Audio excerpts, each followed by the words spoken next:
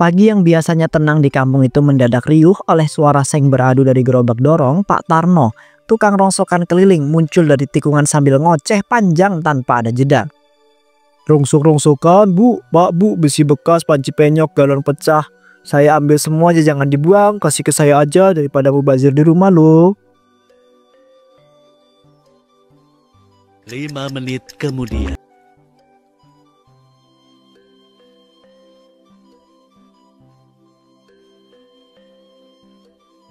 Bu Yati, itu kulkas rusak masih ada nggak? Yang kemarin itu loh, katanya mau dikasih saya inget banget. Saya udah tandain tuh dari jauh. Ya Allah, itu kulkas masih saya pakai buat naruh barang, Pak. Bukan buat dibuang. Saya juga belum bilang itu mau dikasih ke siapa. Bapak itu kenapa sih? Ya, saya kira udah gak kepake bu. Namanya juga rongsokan, kadang barang udah rusak tapi masih disayang. Saya bantuin bersihin loh, gratis. Bu, itu Pak Tarno udah muter 2 kali hari ini. Kayaknya dia lagi nyari celah rumah kosong deh. Soalnya kemarin dia ngambil setrikaan di rumah Bu Lastri, padahal belum dibuang. Astaga, kemarin saya juga nyari-nyari jemuran tua. Tahu-taunya hilang. Jangan-jangan dia juga yang ngambil. Tapi kok berani banget sih? Bu Rika, itu kayu bekas tembok belakang masih ada. Saya lihat kemarin tumpukannya bagus, lumayan buat saya bangun kandang ayam di rumah bu. Hei Pak Tarno, itu punya suami saya, belum tentu mau dibuang. Kalau mau tanya dulu kek, jangan asal comot aja. Loh, saya itu cuma menawarkan kok, daripada jadi sarang nyamuk bu. Saya juga udah biasa bantuin warga beresin rumah. Ini namanya jasa lingkungan kok bu. Jasa lingkungan apanya? Kalau caranya nyelonong dan ngambil seenaknya, lama-lama masuk dapur tuh bawa wajan sekalian sama gerobaknya.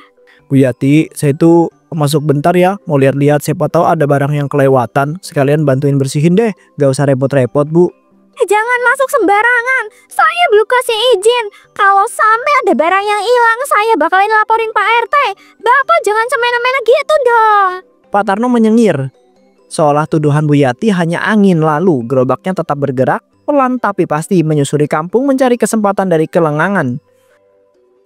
3 hari kemudian. Bu Yati masih di dapur cari barang dan tanpa ada suara Pak Tarno menyelip ke dalam rumah. Matanya jelalatan ke setiap sudut, mulutnya masih kumat kamit seolah-olah semua barangnya punya dia.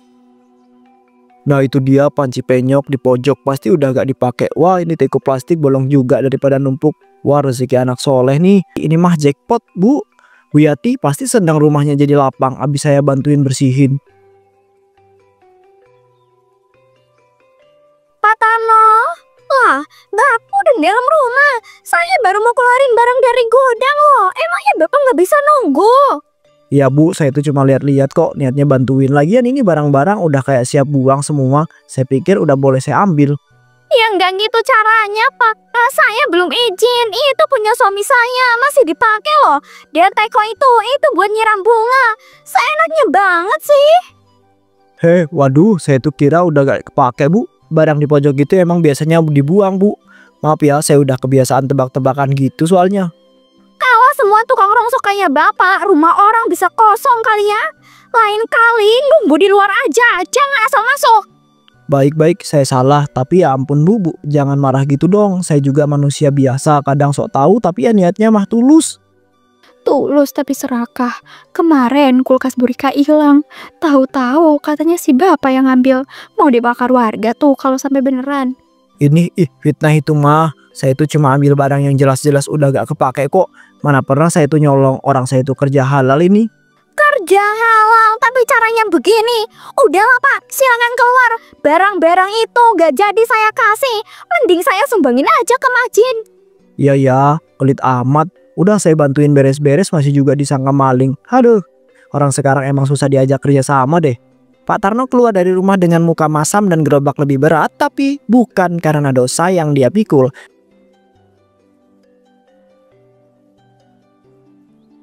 Di bawah pohon mangga dekat pos ronda, beberapa warga berkumpul. Bu Liris datang tergesa sambil bawa termos kopi. Raut wajahnya jengkel, matanya melotot dan Pak RT baru saja tiba. Pak RT, maaf banget nih. Saya udah nggak tahan. Si Pak Tarno itu makin lama makin menjadi-jadi. Baru tadi pagi dia nyelonong ke rumahnya Bu Yati ngambil barang tanpa izin. Iya bener tuh. Kemarin giliran saya, dia ngambil tampah dan panci bekas yang saya taruh di belakang. Saya belum buang loh. Tahu-tahu udah hilang. Ternyata masuk ke gerobaknya. Saya juga udah curiga dari dulu, benda-benda kecil sering hilang, bahkan alat pertukaran saya. Awalnya saya pikir lupa naruh, ternyata ada yang ngambil orang yang kita percaya keliling tiap hari. Aduh, jadi ini sudah sering terjadi ya. Kenapa baru sekarang kalian itu melaporkan? Ini sudah keterlaluan sih, kalau benar dia ambil tanpa izin. Awalnya kami kira cuma salah paham, Pak. Tapi kalau udah berkali-kali gini dan semua ngalamin hal yang sama, ini mah bukan sekedar iseng. Dia itu seenaknya sendiri loh. Yang lebih parah, dia itu cerewet banget.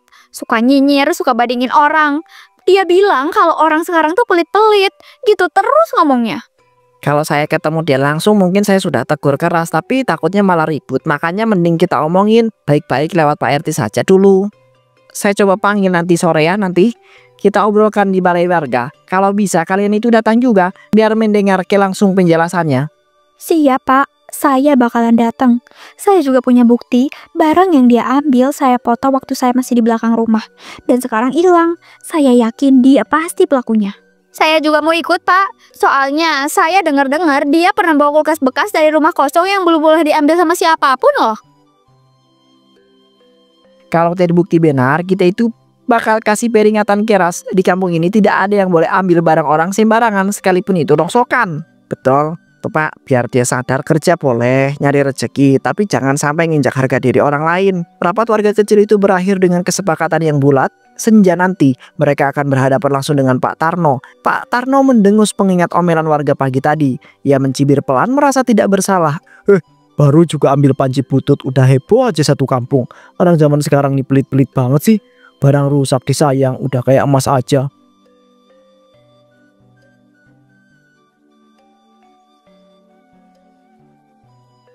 Wah, ini rumah udah lama kosong tuh. Ada setrika, ada rak kecil juga. Tinggal ambil aja, rezeki mah jangan ditolak ya nggak?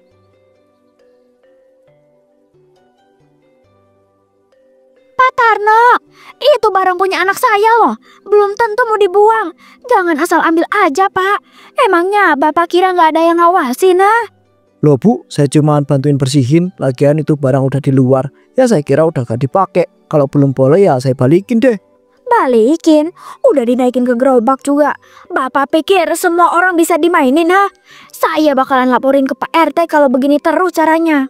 Ya kalau gitu saya ambil yang lain aja ya Bu. Gak usah ngotot gitu dong. Saya juga kerja loh, ini bukan maling. Jangan lebay deh.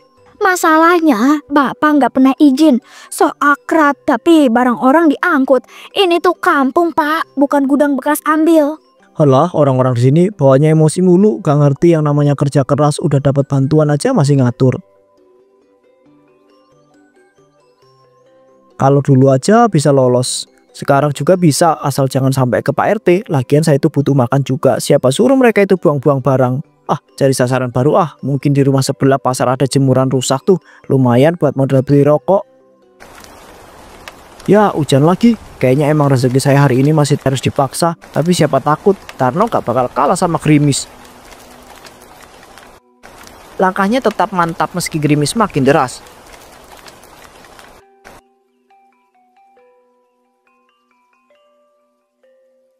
Suara azan terdengar sama dari kejauhan sebagian warga menuju musola dan suasana kampung mulai sepi. Tapi tidak bagi Pak Tarno, baginya ini waktu emas berburu harta karun. Wah, rumahnya Bu Sarmi kosong, jemuran penuh tapi agak ada orang. Itu bangku plastik kayaknya udah doyong tuh. Ini mah rezeki saya. Bahkan nggak dikunci, warga kampung memang baik. Terlalu percaya kalau begini mah satu-satu saya bersihin sekalian bantuin mereka kan. Jemuran tua, galon pecah, ember bolong, ini semua udah waktunya pindah tangan ke tangannya Tarno nih. Tarno datang untuk beresin. Wah, slogan baru nih. Tuh kan, sepi aman, gak ada yang lihat, lanjut, tumpuk aja semua. Ini dapat banyak banget hari ini, penuh, bisa libur besok nih. Pak Tarno, itu rumah Bu Marni loh, bukan rumah kosong. Barang-barangnya masih dipakai semua. Jangan main ambil sembarangan. Loh Bu Rika, saya kira udah gak kepake, jemurannya jelek, galonnya udah penyok. Saya cuma niat bantu, gak ada yang maksud jelek kok. Bantu apanya kalau nggak pernah tanya? Bapak pikir kampung ini nggak punya aturan? Semua orang resah loh sama kelakuan Bapak ini. Aduh, ya udah, saya balikin deh. Tapi jangan marah gitu dong. Ya Bu ya, saya juga kerja sendiri loh. Gak ada yang bantuin saya. Bapak itu bukan tukang bantuin. Bapak itu udah kayak perampok siang bolong. Saya nggak kaget kalau nanti warga demo ke rumah Bapak. Astaga, lebay amat. Padahal saya juga manusia, butuh makan. Masa cari rongsokan aja diginiin? Dunia ini makin aneh deh. Yang aneh tuh Bapak. Makin tua makin gak punya batas. Jangan salahin orang kalau nanti Tuhan yang turun tangan langsung. Lah, udah bantu bersihin malah dikutuk. Gimana orang zaman sekarang ya? Semua salah saja, padahal saya ini penyelamat lingkungan loh.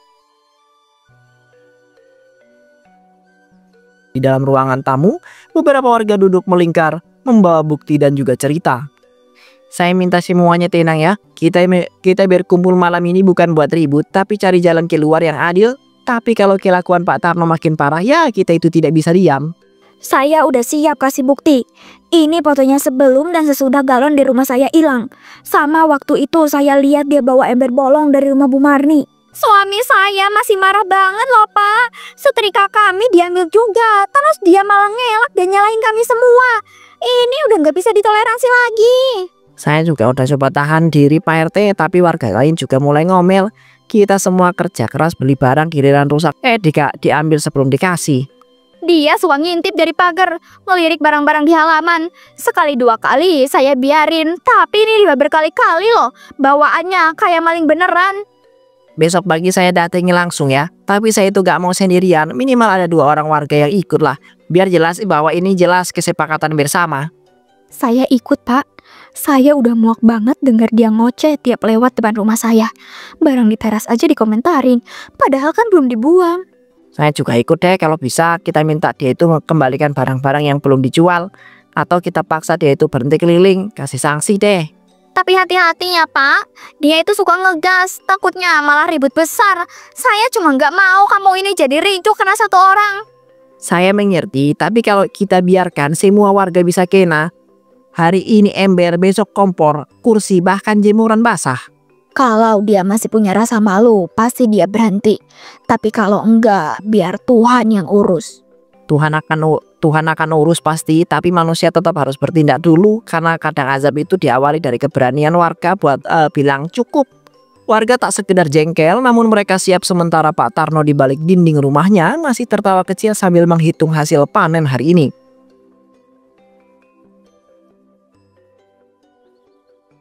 Matahari belum tinggi tapi halaman rumah Pak Tarno sudah sangat ramai. Pak RT, Bu Lilis, Pak Iman dan beberapa warga berdiri tepat di depan pagar. Assalamualaikum Pak Tarno. Maaf mengganggu pagi-pagi ya. Kami warga ingin bicara. Ada beberapa hal yang perlu Bapak klarifikasi langsung ke depan kita semua. Waalaikumsalam. Waduh, ramai amat. Ada apa nih? Saya itu gak ngutang loh ya. Atau jangan-jangan kalian itu pengen minta diskon galon bekas lagi ya? Pak, jangan bercanda. Ini serius, Bapak udah keterlaluan. Banyak warga yang kehilangan barang dan semua jejaknya ngarah ke gerobak Bapak loh. Yaelah Bu, barang-barang itu udah rusak, berdebu, bahkan udah dibuang. Saya cuma bantu bersihin, masa gitu aja dibilang maling toh? Beda loh Pak, antara bantuan sama nyolong. Kalau niatnya bantu harusnya tanya dulu dong. Ini ngambil diam-diam udah beberapa bulan kejadian ini terus loh. Lah, kalian aja kali yang gak bersyukur. Saya ini muter kampung bantu bersihin lingkungan. Coba bayangin kalau gak ada saya, kampung ini udah kayak tempat sampah kan? Ngomongnya selalu sok bener, tapi giliran ditanya mana izin ambil barang, langsung muter-muter jawabannya. Jangan mengatasnamakan kerja Pak kalau caranya licik. Kami sudah cukup sabar Pak. Kalau Bapak itu tidak mau berubah, ya terpaksa kami akan lapor ke pihak yang berwenang. Kalau ini sudah masuk ranah pidana.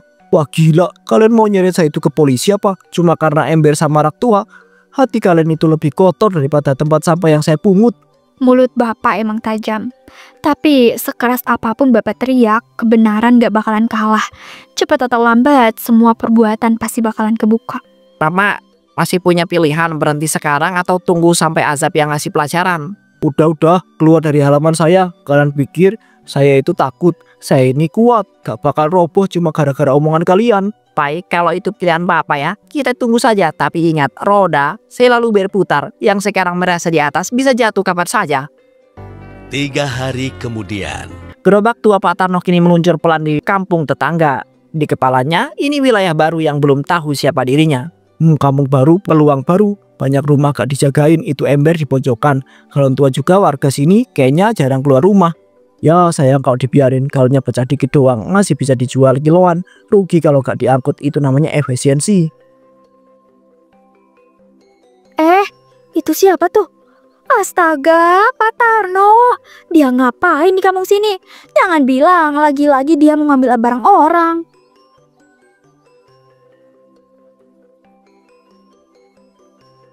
Pak Tarno, itu galon bukan punya Bapak, Pak. Jangan kira warga sini bisa dibohongin juga ya. Bu Ningsi, waduh saya tuh kira rumah kosong, barangnya juga udah buluk. Saya cuma niat bantuin beneran. Ngaku aja, Pak, jangan muter-muter. Di kampung kita udah nggak ada yang percaya sama omongan Bapak. Sekarang pindah cari mangsa di sini. Ya ampun Bu, saya cuma cari rezeki halal, ini kan kerjaan saya tiap hari. Kalau saya itu gak gerak, saya itu makan apa? Kerja halal itu nanya-nanya dulu, bukan asal ambil. Jangan bawa-bawa rezeki kalau caranya maling-maling juga. Saya kenal warga sini loh. Ya udah deh, saya taruh lagi galonnya, tapi ya Bu jangan langsung nuduh. Saya di orang tua, masa masih disangka maling? Tua itu bukan alasan buat ngelakuin salah terus. Hati-hati ya Pak. Kalau bukan warga sini yang laporin, bisa-bisa yang ngasih pelajaran langsung dari Tuhan. Kenapa ya? Makin hari makin banyak yang sok suci.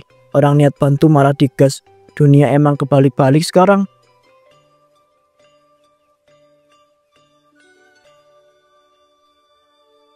Sialan, di kampung sebelah juga gak aman. Itu Bu Ningsi cerewet banget, gak bisa lihat orang usaha dikit langsung nyolot.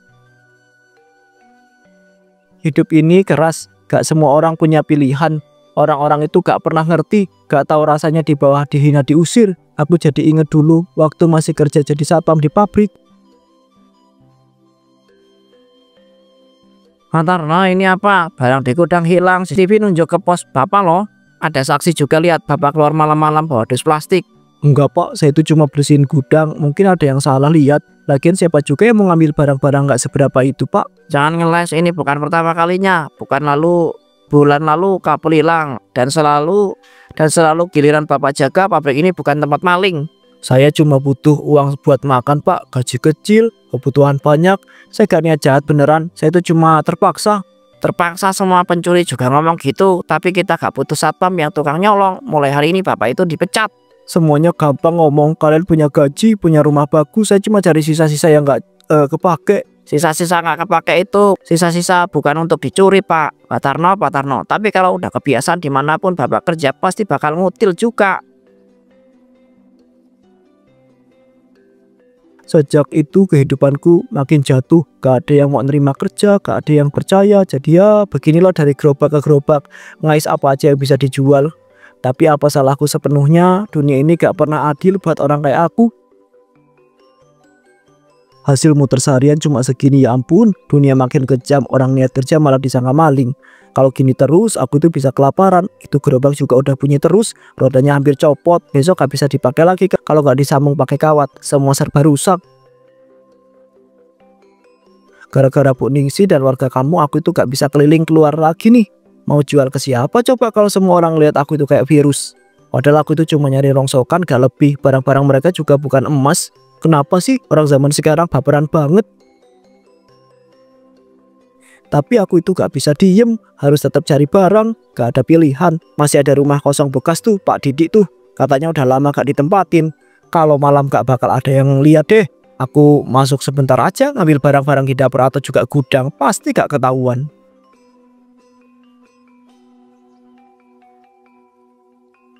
Langkah kaki Pak Tarno menyusuri rumah kosong itu yang sudah tak berpenghuni lebih dari setahun.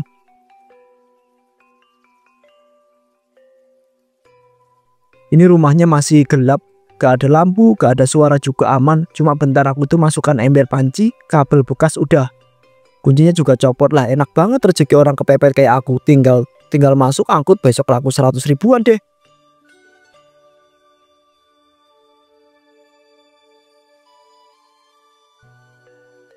Dapur biasanya tempat yang paling banyak barang, ember, baskom, mungkin ada termos juga. Udah pasti bisa dijual, walau penyok sih. Nah ini dia, lumayan tinggal benerin dikit. Bisa jadi kayak baru, masih bagus buat tukang mie ayam. Namun tiba-tiba, apaan tuh? Aduh, kaki gue panas banget nih. Sakit ini, bukan goresan, kayak digigit apaan ini? Ular Ular ya Tuhan, kenapa di sini ada ular? Kaki gue nggak bisa digerakin, mata gue kabur. Gimana ini, tolong? Ada orang nggak tolongin aku? Cuma pengen hidup Tuhan, cuma pengen makan, gak pernah niat nyakitin siapa-siapa. Aku itu aku. Pak Tarno tak pernah keluar dari rumah itu. Ia terdiam di lantai dapur bersama tumpukan besi karat yang tak sempat dijual.